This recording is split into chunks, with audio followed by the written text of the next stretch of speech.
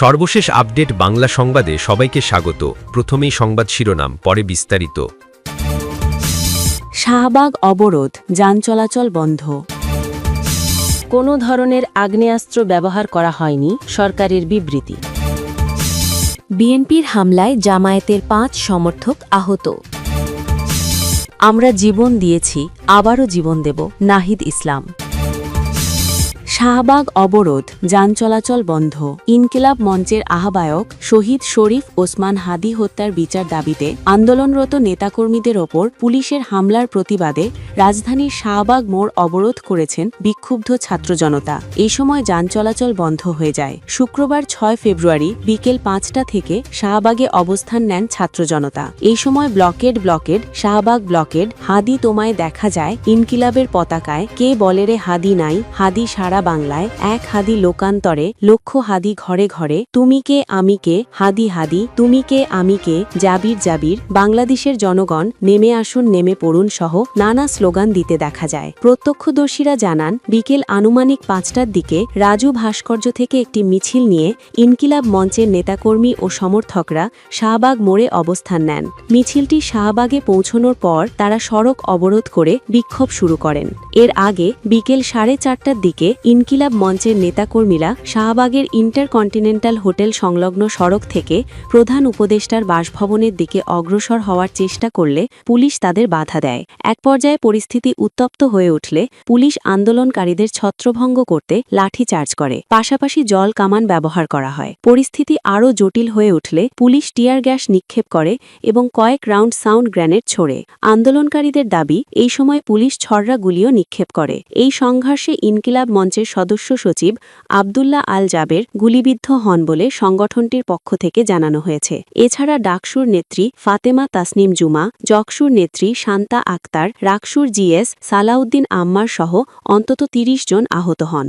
আহতদের মধ্যে 2 জনের অবস্থা আশঙ্কাজনক বলেও জানানো হয়েছে। এদিকে শহীদ শরীফ ওসমান হাদি হত্যার বিচারের দাবিতে বৃহস্পতিবার 5 ফেব্রুয়ারি বিকেল থেকে ইনকিলাব মঞ্চের ব্যানারে রাষ্ট্রীয় অতিথি ভবন যমুনার সামনে বিক্ষোভ শুরু হয়। যমুনা ও এর আশেপাশের এলাকায় বিক্ষোভ নিষিদ্ধ থাকা সত্ত্বেও আইনশৃঙ্খলা বাহিনী প্রথমে বিক্ষোভকারীদের বিরুদ্ধে কোনো ধরনের বল প্রয়োগ করেনি বলে জানিয়েছে সরকার। একটি বিবৃতিতে বলা হয়, শুক্রবার বিক্ষোভকারীরা ব্যারিকেড ভেঙে যমুনার অভিমুখে অগ্রসর হওয়ার চেষ্টা করলে এবং এক পর্যায়ে জলকামানের ওপর উঠে গেলে আইনশৃঙ্খলা বাহিনী পরিস্থিতি নিয়ন্ত্রণে আনতে সাউন্ড গ্রেনেড ও জল কামান ব্যবহার করে। সরকার স্পষ্টভাবে জানাচ্ছে যে এ সময় আইনশৃঙ্খলা বাহিনী কোনো ধরনের গুলি ছোড়েনি। জনশৃঙ্খলা রক্ষা এবং প্রধান উপদেষ্টার নিরাপত্তা নিশ্চিত করার স্বার্থে রাষ্ট্রীয় অতিথি ভবন যমুনা ও সংলগ্ন এলাকায় যে কোনো প্রকার সভা সমাবেশ, মিছিল, গণজমায়েত ও বিক্ষোভ প্রদর্শন নিষিদ্ধ রয়েছে। এই প্রেক্ষাপটে পুলিশ সম্পূর্ণ নিয়মতান্ত্রিক ও আইনানুগভাবে বিক্ষোভকারীদের ছত্রভঙ্গ করে। এই সময় কোনো ধরনের আগ্নেয়াস্ত্র, লিথাল ওয়েপন ব্যবহার করা হয়নি বলে ঢাকা মেট্রোপলিটন পুলিশ নিশ্চিত করেছে। ঢাকা মেডিকেল কলেজের হাসপাতালের জরুরি বিভাগে কর্তব্যরত চিকিৎসকদের কাছ থেকে প্রাপ্ত তথ্যানুযায়ী এই ঘটনায় আহত হয়ে ইনকিলাব মঞ্চের সদস্য সচিব আবদুল্লাহ আল জাবের সহ মোট 23 জন চিকিৎসা গ্রহণ করেছেন। তবে তাদের কারও শরীরে গুলির আঘাত নেই বলে কর্তব্যরত চিকিৎসকরা নিশ্চিত করেছেন। সরকার স্পষ্টভাবে পুনর্ব্যক্ত করছে যে শহীদ শরীফ ওসমান হাদি হত্যার বিচারে সরকার বদ্ধপরিকর। জাতিসংঘের অধীনে তদন্ত পরিচালনার আইনগত দিক সরকার গভীরভাবে পর্যালোচনা করছে এবং এই বিষয়ে রোববার 8 ফেব্রুয়ারি জাতিসংঘের সংশ্লিষ্ট সংস্থার নিকট আনুষ্ঠানিকভাবে চিঠি পাঠানো হবে। বিভিন্ন মাধ্যমে বিক্ষোভকারীদের ওপর মাত্রাতিরিক্ত বল প্রয়োগের যে অভিযোগ উত্থাপিত হয়েছে তা সঠিক নয়। আসন্ন নির্বাচনকে সামনে রেখে এই সংবেদনশীল রাজনৈতিক সময়ে সরকার সবাইকে ধৈর্য, সংযম ও দায়িত্বশীলতা বজায় রাখার আহ্বান জানাচ্ছে। দেশের প্রায় 18 কোটি মানুষ অধীর আগ্রহে এই নির্বাচনের অপেক্ষায় রয়েছে। একই সঙ্গে আন্তর্জাতিক সম্প্রদায়ের দৃষ্টি বর্তমানে বাংলাদেশের দিকে নিবদ্ধ। বিদেশি বহু সাংবাদিক ও পর্যবেক্ষক ইতিমধ্যে বাংলাদেশে উপস্থিত হয়েছেন। সরকার দেশের সকল নাগরিকের প্রতি একটি উৎসবমুখর, শান্তিপূর্ণ এবং অংশগ্রহণমূলক নির্বাচন নিশ্চিত করার লক্ষ্যে সর্বোচ্চ দায়িত্বশীলতা ও সহযোগিতার আহ্বান জানাচ্ছে। আসন্ন নির্বাচন রাষ্ট্রের দামোত্রিক অগ্রযাত্রায় একটি ঐতিহাসিক মাইলফলক। দীর্ঘ সংগ্রাম, আত্মত্যাগ ও রক্তক্ষয়ের বিনিময়ে অর্জিত এই নির্বাচনী সুযোগ জাতির জন্য অত্যন্ত তাৎপর্যপূর্ণ। দেশের সার্বিক অগ্রগতি, স্থিতিশীলতা ও ভবিষ্যৎ উন্নয়ন নিশ্চিত করতে এই নির্বাচনকে অবশ্যই সুষ্ঠু, সুন্দর, অবাধ ও নিরপেক্ষভাবে সম্পন্ন করতে হবে।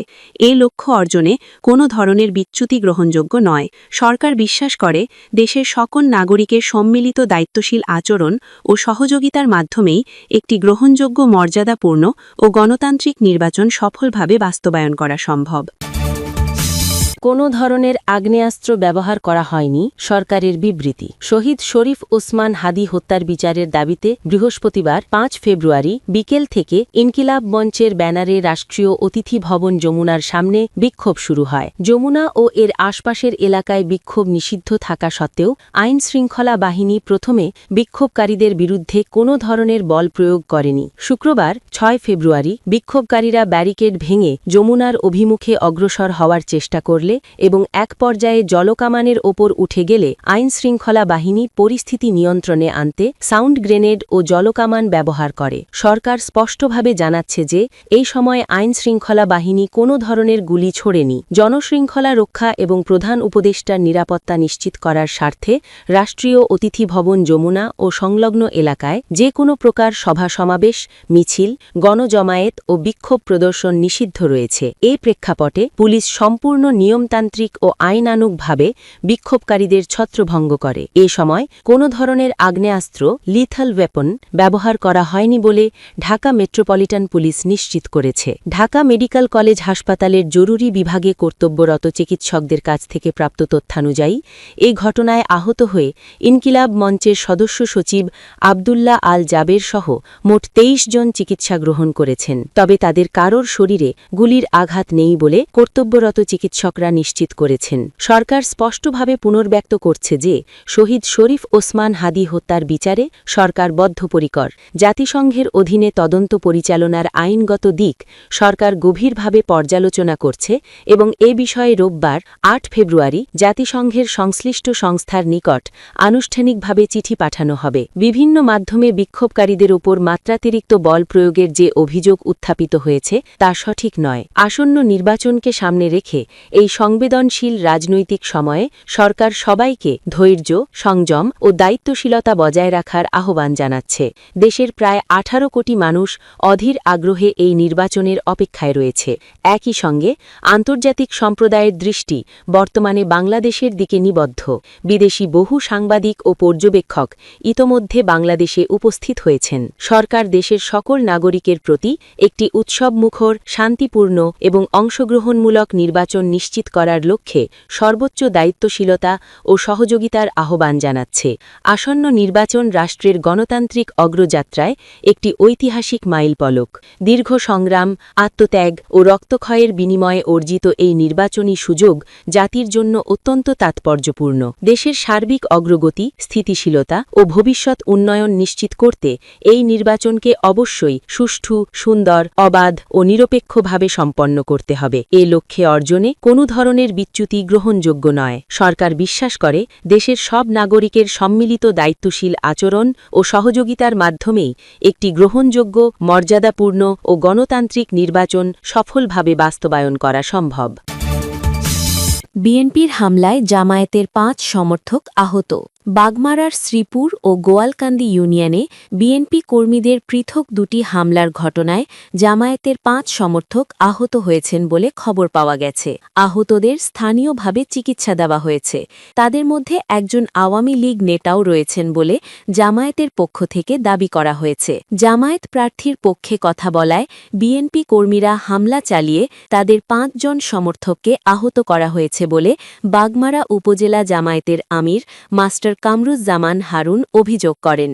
তবে এ বিষয়ে শ্রীপুর ইউনিয়ন বিএনপি সাধারণ সম্পাদক আব্দুস সালাম পারভেজ ও গোয়ারকান্দি ইউনিয়নে বিএনপি সাধারণ সম্পাদক আকরামুল হক অভিযোগ অস্বীকার করে শুক্রবার যুগান্তরকে বলেছেন, নির্বাচন বিরোধী উস্কানিমূলক কথা বলায় এবং বিএনপি প্রার্থীর ধানের শীষ প্রতীকের ফেস্টুন ছিঁড়ে ফেলাকে কেন্দ্র করে স্থানীয় লোকজনের সঙ্গে তাদের কথা কাটাকাটি হয়েছে।